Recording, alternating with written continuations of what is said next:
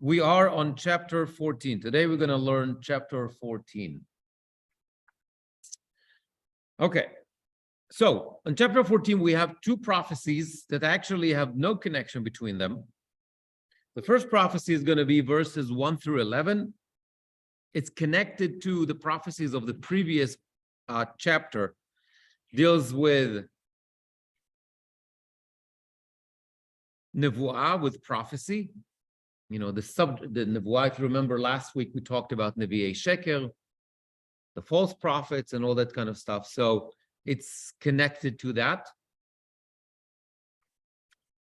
And let's jump right into that. So the nevuah, the prophecy, is dealing with the people who are approaching the Navi.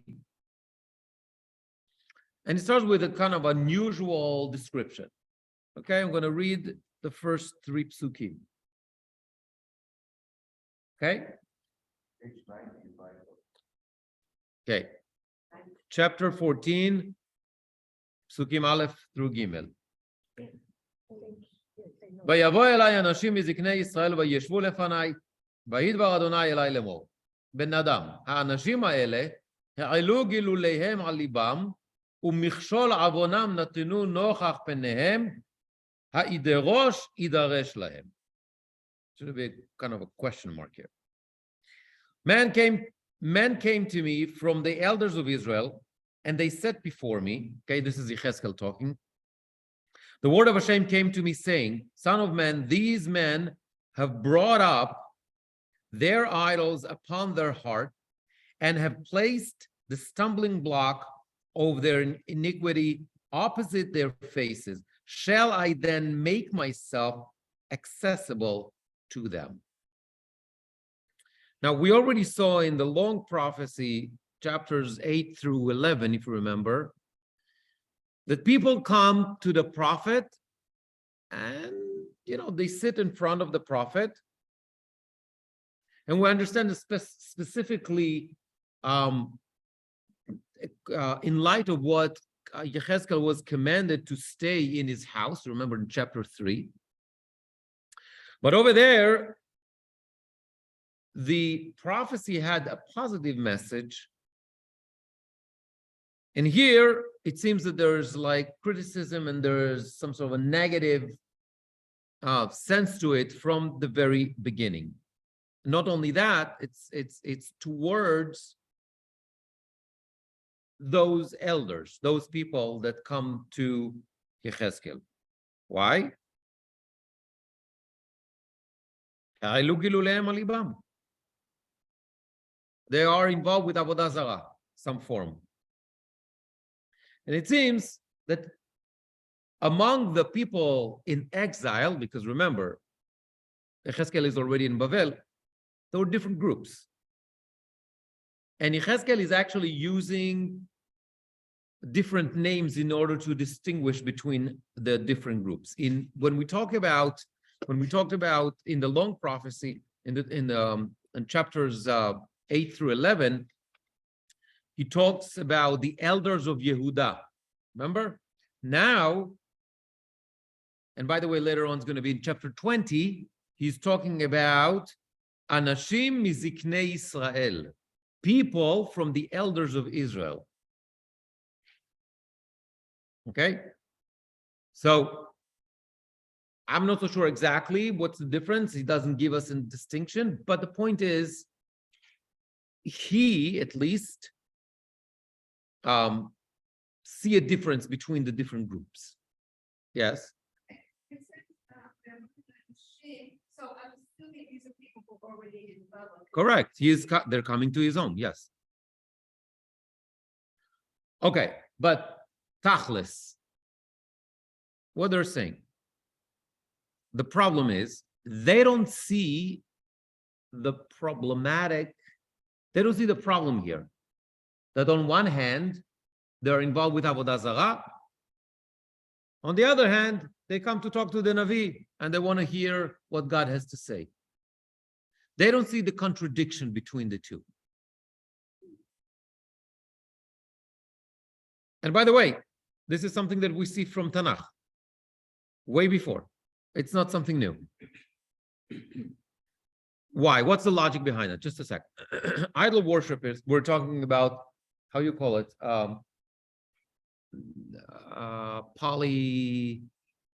Yes, right? So I can talk to the Baal, I can talk to the Asherah, I can talk to whatever, and I can talk to the Jewish God. Like, that's fine.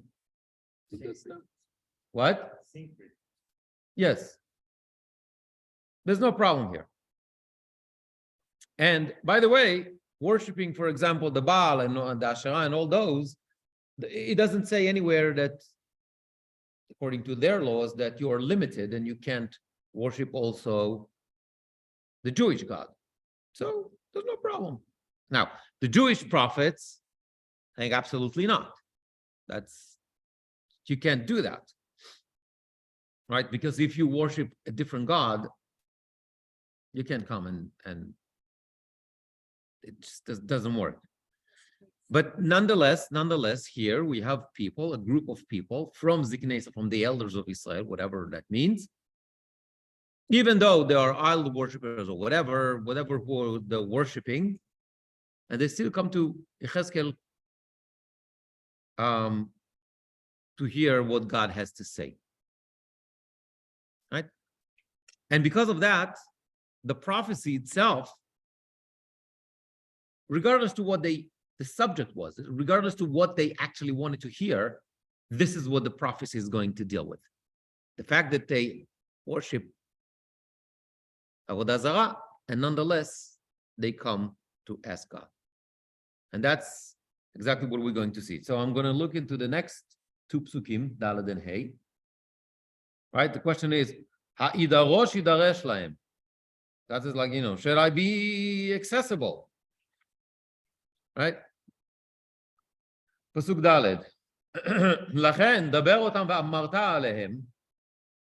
כה אמר אדוני אלוהים, איש איש מבית ישראל אשר יעלה את גלוליו אל ליבו, ומכשול עוונו ישים נוכח פניו, ובא אל הנביא, אני אדוני נעניתי לו, ברוב גילוליו, למען תפוס את בית ישראל בליבם, אשר נזורו מעלי בגילוליהם כולם. Therefore, speak with them and say to them, thus said Hashem, any man of the house of Israel who brings up his idols upon his heart and places the stumbling block of his iniquity opposite his face and comes to the prophet, I, Hashem, will respond to him, though he comes with multitude of his idols, in order to seize the house of Israel for what is in their heart, although they have withdrawn themselves from me with their idols, all of them. Yes. So those people don't know that they are doing some sin. They don't recognize it. They don't know the difference between worshiping the Giludim or worshiping a God. Is it that they don't? They don't know. They don't recognize. Okay, maybe. Okay, so this is, God says, okay, we're going to talk to them. Right? We're going to talk to them.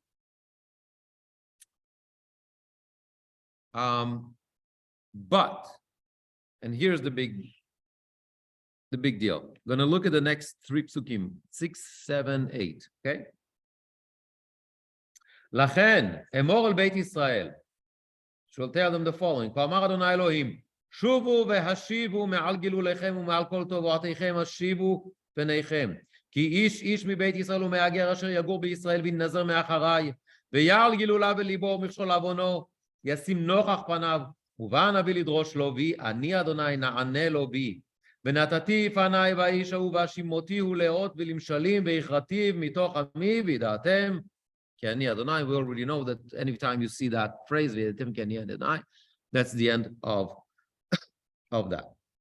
Now, let me read that. Therefore say to the house of Israel, thus said Hashem, return and turn away from your idols and turn away your faces from all your abominations. For any man of the house of Israel or of the stranger who sojourns in Israel who withdraws himself from me and brings up his idols upon his heart and sets the stumbling block of his iniquity opposite his face, and yet he comes to the prophet to seek an answer of me through him, I, Hashem, will respond to him for my sake. And I will set my anger against that man and set him for a sign and for a parables, and I will cut him off from amid my people. Then you will know that I am Hashem. The Psukim say the same claim twice. Anyone who's going to come to the Navi while still worshiping the idols, God will answer him, but not in the way that he is asking, not with an answer. So it's and the pasuk is written like, like kind of building tension, creating a drama there, because it says there's going to be an answer. I will reply to them, but it doesn't say what. We have a hint, we kind of a hunch that it's going to be bad, but we don't really know it. And then it's only on the second part, on verses 7, which is kind of a reprise of verse 4. And then it's like the punchline is in verse 8. The bad stuff is happening only in verse 8. By the way, I just want to give a couple of examples for the history, as we see it in the Tanach, right? In Shmuel Aleph, Shmuel says,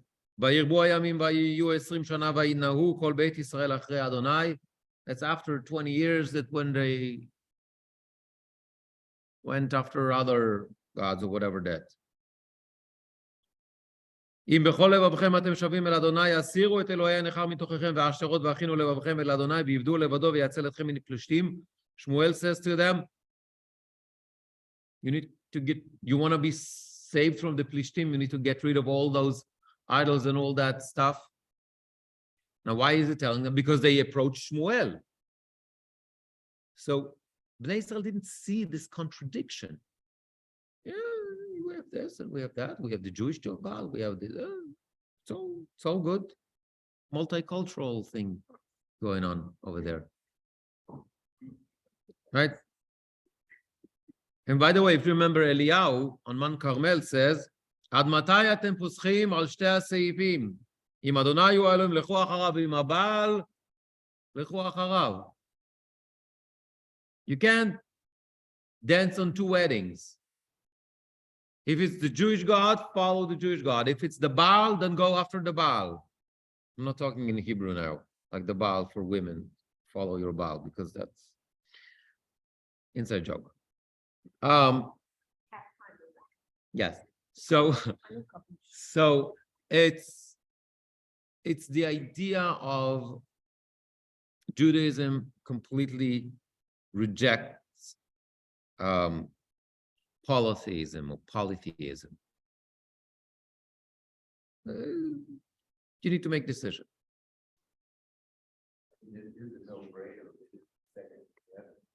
Correct, but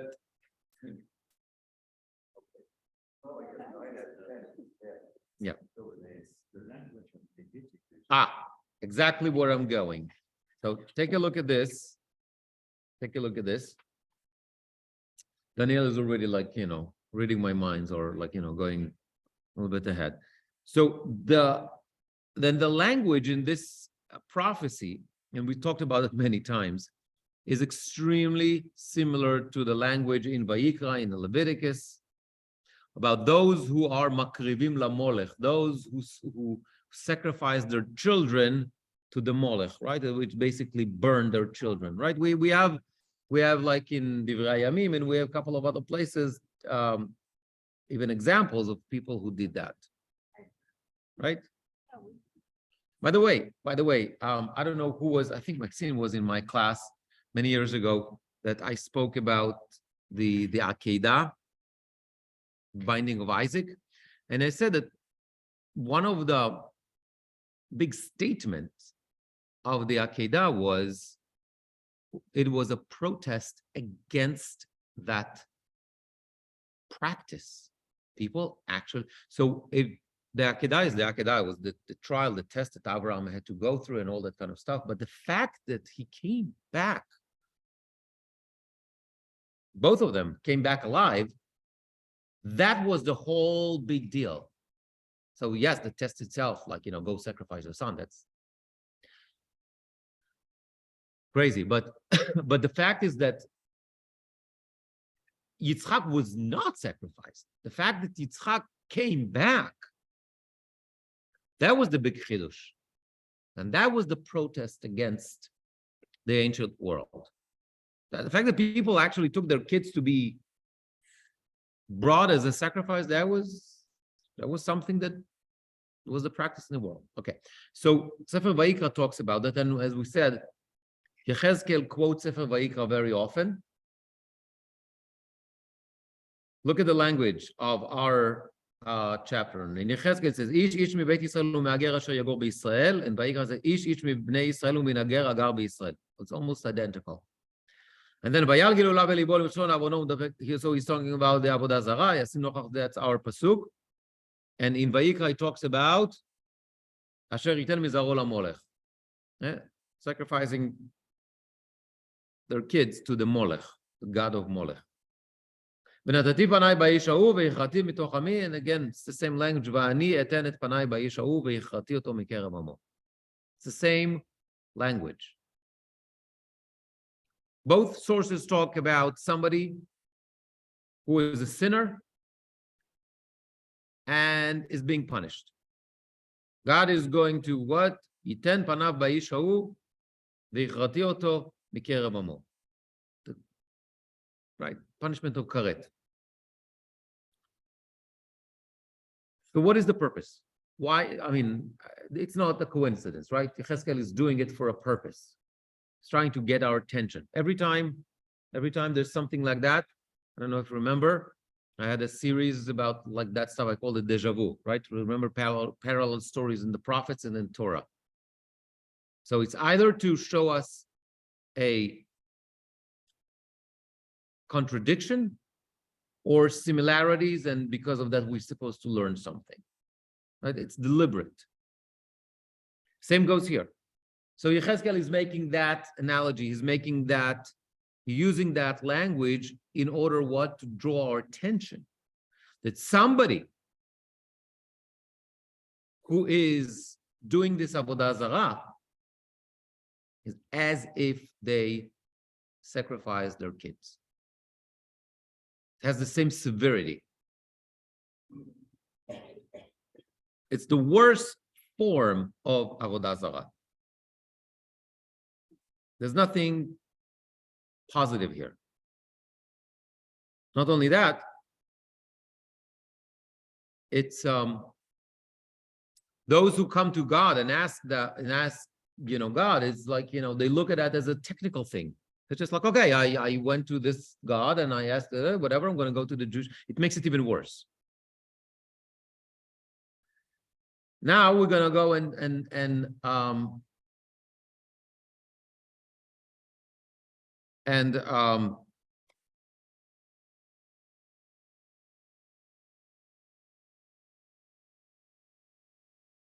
Psukim Tet until Yud Aleph, other dimensions of the same thing. והנביא כי יפותה ודיבר דבר, אני אדוני פיתתי את הנביא ההוא ונטיתי את ידי עליו והשמדתיו מתוך עמי ישראל. ונשאו עוונם כעוון הדורש כעוון הנביא יהיה, למען הארץ שממה יען מעלו מעל נאום אדוני אלוהים. And is a false prophet, and if a false prophet is enticed and makes a declaration, I, Hashem, have enticed that prophet, and I will stretch out my hand against him and destroy him from amid my people Israel. They will bear their iniquity, like the iniquity of the inquirer shall be the iniquity of the prophet. so that where is going? House of Israel will no longer stray from following me and no longer be defiled by all their sins. Then they will be a people for me, and I will be a God for them. The word of the Lord Hashem. What are we talking about here? So the Mefarshim say we're talking about the false prophet, just like the ones that we mentioned in the previous chapter. However, the context suggests maybe we can have a different, we can look at that a little bit differently. Perhaps we're talking about, it's kind of a warning for the prophet when he or she decides, there's, you remember, like from last week, we talked about there was male and female prophets. He or she decides to answer those people. God can seduce, entice, give them something to say about that subject.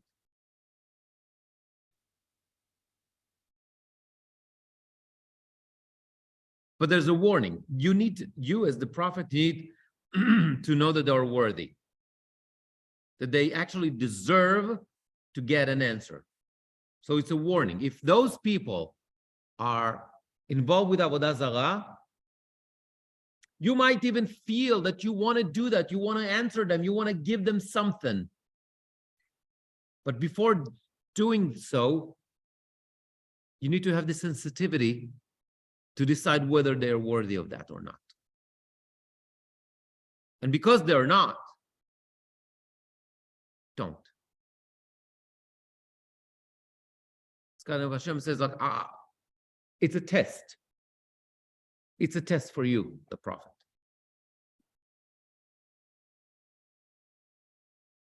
So it's either we're talking about an yechezkel, as most of the Mefarshim suggest, but it might be that we're talking about a truthful Navi that Yechezkel and is trying to warn and say, use your common sense, use your intelligence to determine whether that person, because God might trick you for the purpose of education, not to mess with you. Okay.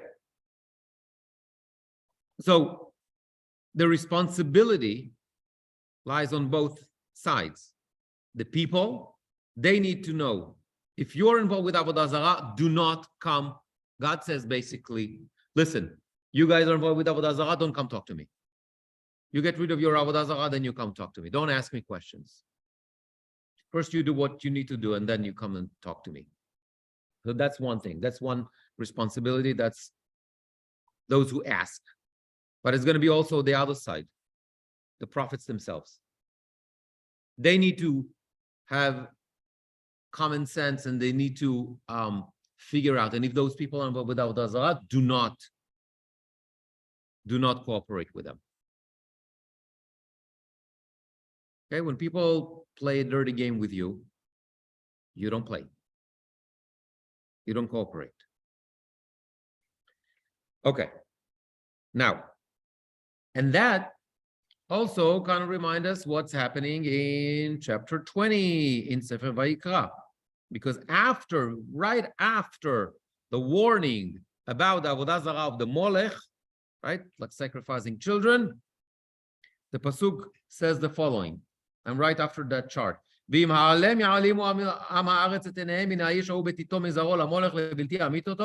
if the people of the land should shut their eyes to that party's giving offering to Molech and should not put the person to death, so if the people fail to take responsibility, I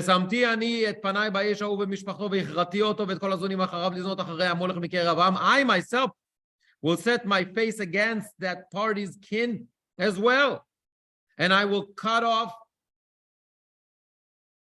from among their people, both the person and all who follow in going astray after the Molech.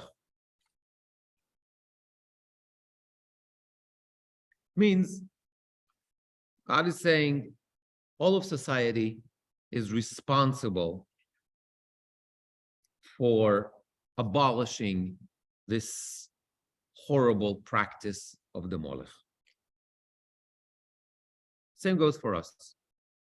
The responsibility is on the people of Israel and on the leadership, the prophets themselves, specifically the prophet, right?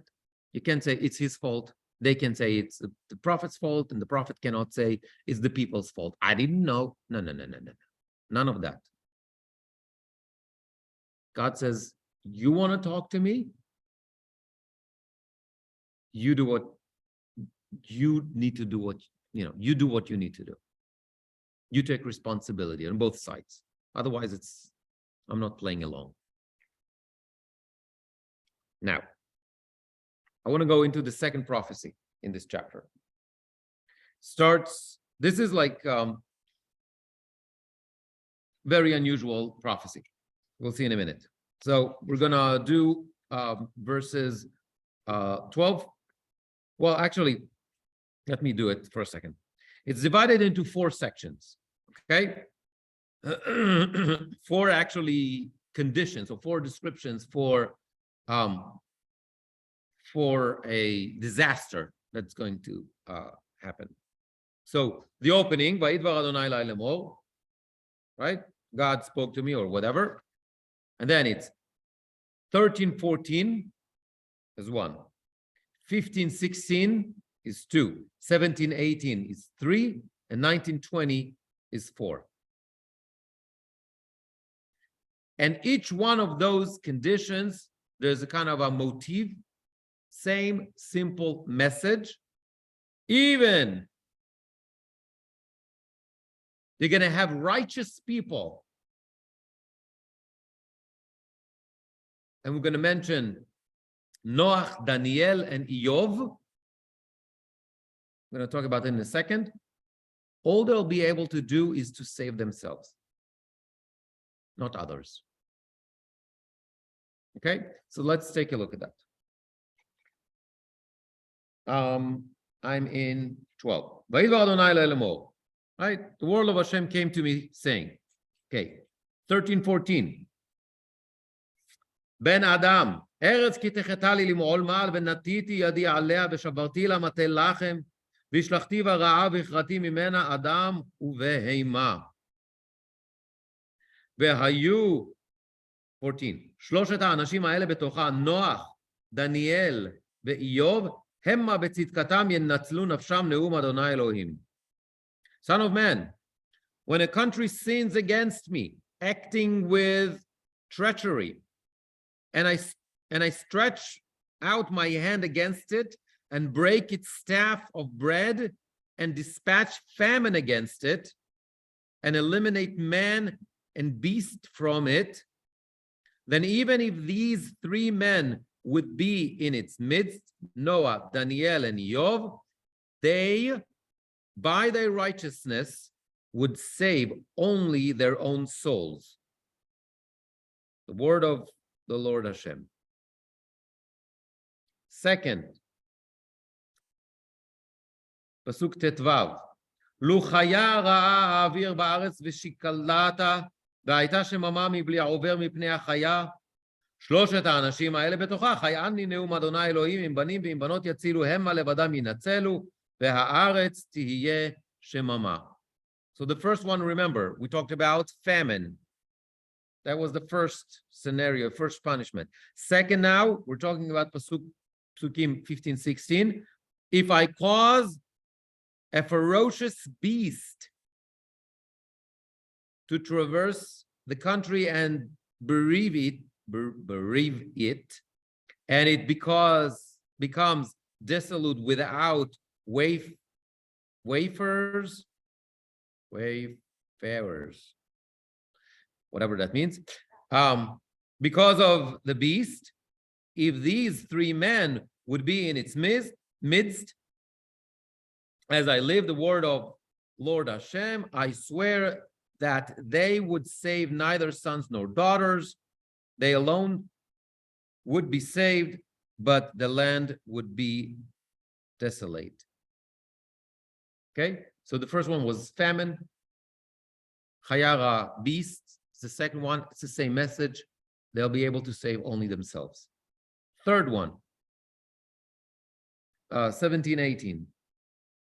או חרב אביא על הארץ ההיא, ואמרתי חרב תעבור בארץ, והכרתי ממנה אדם ובהמה, ושלושת האנשים האלה בתוכה, חיה נאום אדוני, אלוהים לא יצילו, בנים ובנות, כי המה לבדם ינצלו. Or if I bring the sword against that country, and I say that the sword traverse the land, and I cut off from it man and animal, if these three men, etc., etc., is the same thing, only those people will be able to be saved, no one else. And then I'm going to the fourth one. עוד דבר, פסוק י"ט, 19, עוד דבר השלח אל הארץ ההיא ושפכתי חמתי עליה בדם להחית ממנה דם ובהמה, ונוח דניאל ואיוב בתוכה חיה נאום אדוני אלוהים אם בן אם בת יצילו המה בצדקתם נפשם יצילו. Or if I send pestilence to that country and I pour my fury upon it in blood to eliminate off from it man and animal. Again, so we have famine, we have beast, ferocious beast, ferocious, okay, and then sword, and then devil, pestilence. Those are the four punishments that he's talking about, and the message is very clear. Even if you have only 3 righteous people, okay, maybe like those righteous people be able to save themselves, nobody else.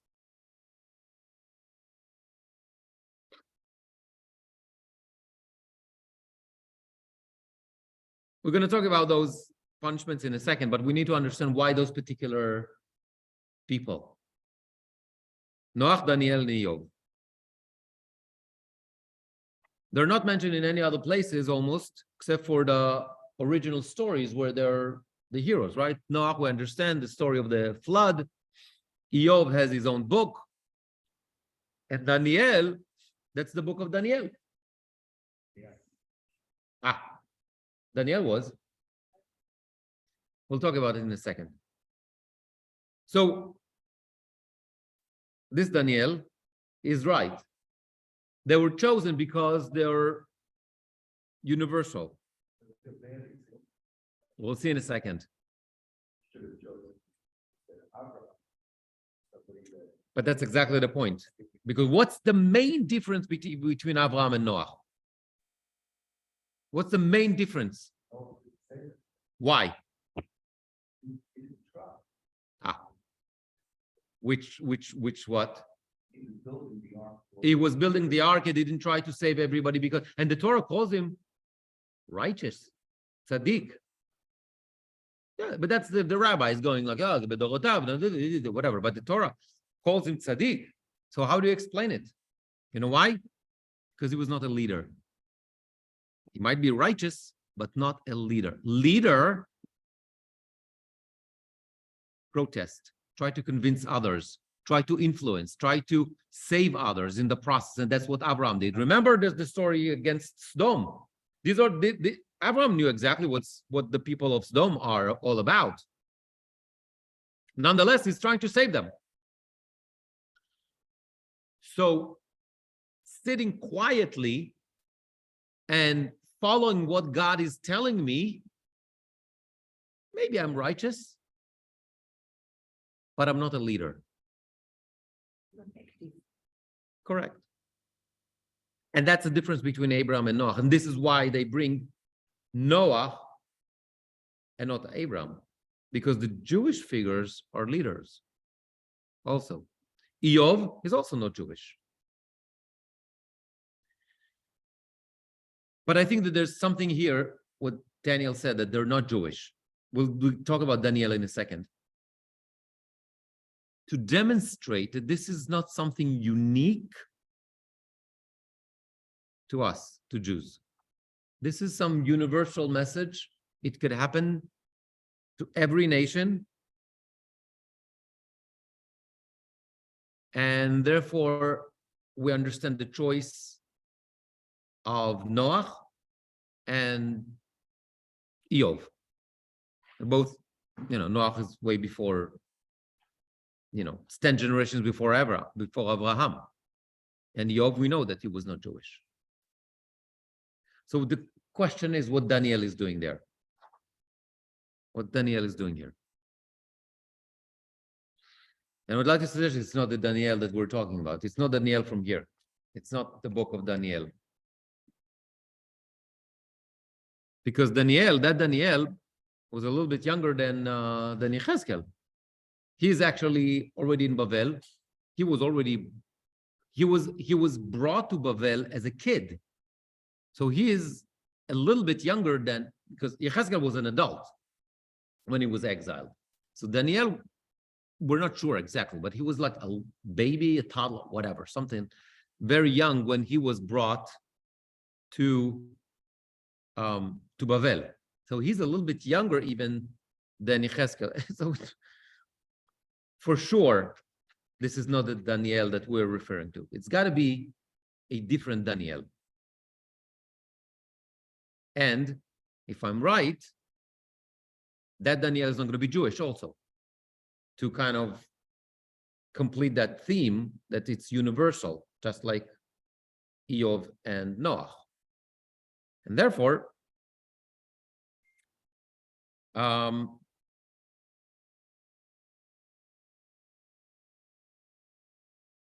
it's got to be somebody, it's some sort of a universal figure that was well known at that time, and somebody that was known for his righteousness and wisdom. And guess what? There is. Look, this is I took from Wikipedia. Like under those psukim from Vayikra, the tale of Akhat, or Epic of Akhat, is a Canaanite myth from Ugarit, whatever that means, in an ancient city in what is now Syria. It is one of the 3 longest texts to have been found in Ugarit, that's the language. The other 2 being the legend of Keret and the Baal cycle. It dates approximately to the year 1350 BCE. And guess what? I brought like the whole story for you guys so you can read it, what's written on those tablets. But there is a Daniel there.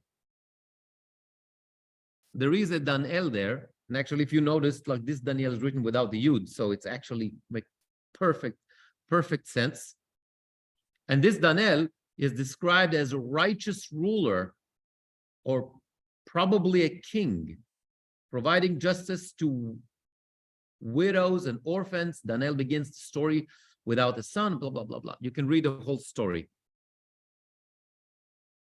Okay, the tale of, I'm just going to say to the people online, if they want to check it out, go to Wikipedia and write Tale of Akhat, A-Q-H-A-T.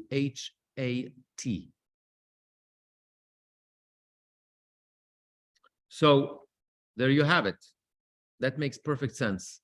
It's not the Daniel from the Bible, but rather it's this Daniel that was well known at that time. And that makes sense together with Noach and Eov. Eretz Utz. He lives in Utz. I know, but it's and there are other hints. There are other hints. Correct. Correct. He was not. Yeah, that's pretty much like. Yeah, it's pretty much like everybody agreed to that. I mean, it's also like a message telling you that, righteous people are not only Jewish. Don't think that you're special. Yeah, we have our role. We have our relationship with God, yes, but non-Jews can be really righteous people. He was a good guy. And he had a level of belief greater than most Jewish people. Well, that's the whole premise of the book. Bad things happen to good people, and the whole story of reward and punishment. That's the whole premise of the book. Okay. But now, this is the big surprise. This is the big surprise. I'm going to read Pasuk Kaf Aleph. כי כה אמר אדוני אלוהים, אף כי ארבעת שפתי הרעים, חרב ורעה וחיה רעה ודבר שילחתי אל ירושלים להרחיק בן אדם ובהמה. Right? 21. For thus said Hashem, how much more when I send all of my four evil judgments, sword, hunger, ferocious beast, and pestilence against Jerusalem to cut off from it man and animal. And here's the big surprise. And it seems, by the way, that all those four punishments are going to, come over Yerushalayim in boom, together, in order to create like a complete annihilation of the city. So, and we know what, even if you're going to have some individuals who are righteous, okay, so they're going to be saved. But everybody else, as we learned up until now, everybody's going to die, right? In one of those punishments. Here's the big surprise. Look at the 22 and 23. והנה נותרה בפלטה המוצאים בנים ובנות, הנם יוצאים עליכם, וראיתם את דרכם ואת עלילותם, וניחמתם על הרעה אשר הבאתי על ירושלים, את כל אשר הבאתי עליה, וניחמו אתכם, כי תראו את דרכם ואת עלילותם, וידעתם כי לא חינם עשיתי את כל אשר עשיתי בה נאום אדוני אלוהים. And yet behold, a remnant has been left in it, who are being taken out, sons and daughters. Behold, they are coming out to you. By the way, according to the Mefarshim, this is the group of Daniel, specifically children. You will see their ways and their deeds, and you will be consoled over the evil that I brought upon Yerushalayim, over all that I brought upon it. They will be a comfort for you when you see their way and their deeds. And you will know that it is not for nothing that I did all that. I did it, the word of the Lord Hashem. Instead of talking about complete annihilation, it says that from Yerushalayim, the city in which is going to be struck by those four punishment, boys and girls, children are going to come out. How does that make sense with everything that we learned so far? Seems that that's exactly what the prophecy wants to highlight. Yes. And this is a core principle of Judaism. What we call midat hadin. The judgment is, yes, nobody's supposed to be saved. Nobody is supposed to be saved. However, in reality, things are going to be different. People are going to be saved and they're going to come to Bavel. And therefore, that prophecy about those children is not what we call midat hadin. It's not the judgment. It's not the theory. It's not what's supposed to be. It's midat harachamim. It's the other attribute of God. It's compassion. Why? Though, there's another part of that. To show what? To give a message that when the people of Bavel will see how those survivors, how those survivors behave, they will understand the punishment. And because of that, they'll be able to console. They'll say, okay, we get it. Now we understand. Because, I mean, it's still painful, but it is necessary, but it will enable them to move on and actually accept the destruction, because they'll see for themselves what is going on and how bad the people are. And this idea of the theory, or in that case, or in what we call generally midat hadin versus midat harachamim, is a core fundamental value in Judaism. The Midrash actually, when describing it, talks about that they were created at the time of creation of the world. They were created together. Because God says, look, I've made rules. The world is going to be run according to this book of rules. And then God kind of fast forward and see, well, it's impossible. The world is not going to survive. The world is not going to survive. And therefore he created Midat HaRachamim. So this is very nice midrash and whatever. Okay, but what are we supposed to do with that? What are we supposed to learn from that? We have rules, whether it's in the country, whether you're a parent, you're a teacher, everything there's rules, right? Regulations and rules or whatever that is. But you need to understand there's always special circumstances. There's always a reason to deviate from the rules. There's always something, whatever. I can't tell you as a parent, how many times did you tell your children, if you're going to do it one more time, it's going to happen. And what do? Nothing, right? Why? Yeah. So it's not that you're inconsistent. It's just that you need to understand that you cannot lead only with rules. And by the way, the Torah is very, very clear about that. I gave a whole shiur about it. Maxine remembers about Pesach, and a couple of years ago, and I spoke about this idea of I compared Mitzrayim and Sodom, and the Torah is kind of shows us an arrow of morality. So the worst of the worst is Sodom. And you remember, we are not allowed to marry Ammon and Moab, which are representative. They are the descendants of Sodom, ever. Why? Yes, we're not going to get into that. Correct. That's exactly my point. There's always exceptions, right? But Egypt, with all this bad stuff that they did to us, is fine. Why? You know why?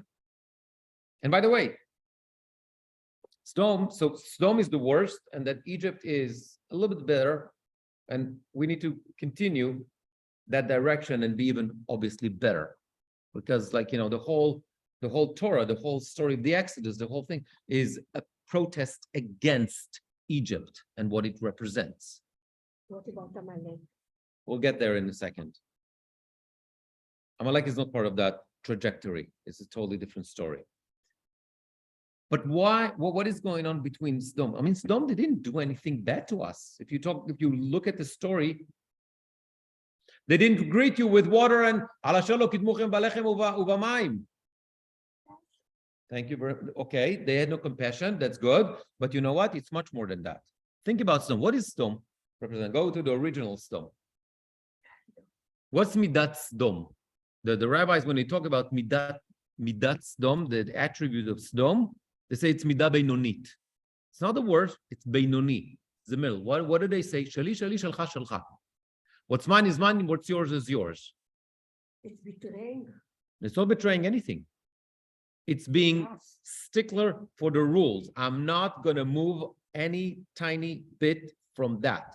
I'm going to see you dying on the street and I'm not going to help you. That is Sodom. The Torah says we can live with Egypt. You know why? Egypt, yes, they made us into slaves and all that kind of stuff. But you know what? When Yaakov and his sons came, when we came to Egypt, It's because there was famine. Egypt was willing to share its food, its sources with everybody else. Yes, it had a price. There was a price, a very heavy price, but they were willing to share their resources with others. Sodom, no. You're going to be the only, you're going to sleep on the street. Nobody's going to invite you, right? That's the story of the angels.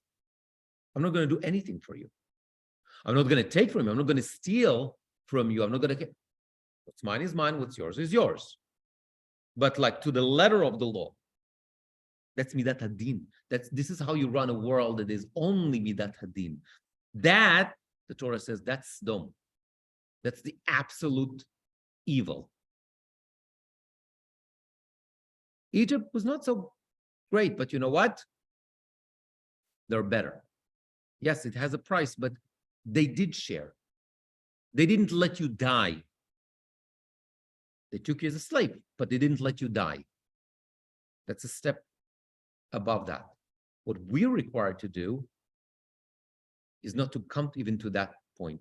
You see, right? When you see your brother in trouble, we are commanded again and again and again and again, so many mitzvot, everything is to take care of yatom, ve'ager, ve'almana, the people who live on the margins of society. That's what we need to do. That's what the whole Torah is about that.